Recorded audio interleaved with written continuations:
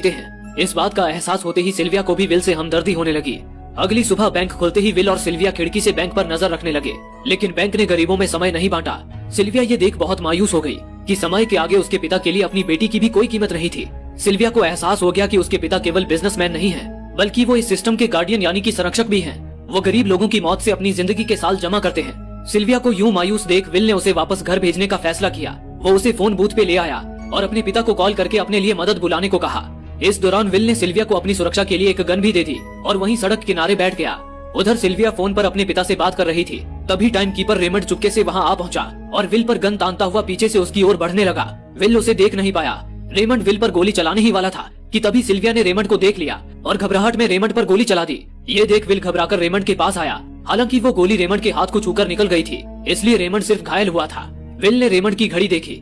Raymond के पास केवल 2 घंटे बचे थे। दरअसल टाइम कीपर्स को भी सैलरी के तौर पर हर रोज 1 दिन का ही समय मिलता था।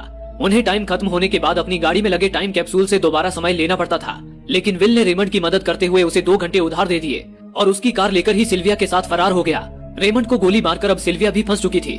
हालांकि विल ने सिल्विया से कहा कि वो अभी इन सब से निकल सकती है, लेकिन ग्रीनिच में सिल्विया की जिंदगी पिंजरे में कैद पंछी की तरह थी। बिना किसी मकसद के वो बस जिए जा रही थी, पर यहाँ आकर उसे आजादी और रोमांच का एहसास हो रहा था, जो पहले कभी नहीं हुआ था। और अब हालात ने उसे एक नया मकसद भी सौंप दिया था। अब वो भी गरीबों को उनका हक दिलाने में विल के साथ थी। बस फिर क्या था, विल और सिल्विया ने मिलकर अमीरों को लूटना शुरू कर दिया। उन्होंने सिल्विया के ही पिता फिलिप के कई सारे बैंकों में डाका डाला, क्योंकि फिलिप ने गरीबों की मौत से ही वो सारा समय इकट्ठा किया था।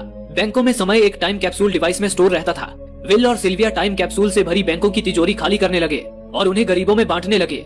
इस तरह वे गरीबों के मसीहा बन चुके थे और टाइम कीपर्स के लिए सिरदर्द। रेमंड ने विल और सिल्विया के सिर पर 10 साल का इनाम रख दिया था और अब उस इनाम को पाने के लिए गैंगस्टर फोर्टिस अपनी गैंग के साथ चप्पे चप्पे पर उन दोनों की तलाश कर रहा था, लेकिन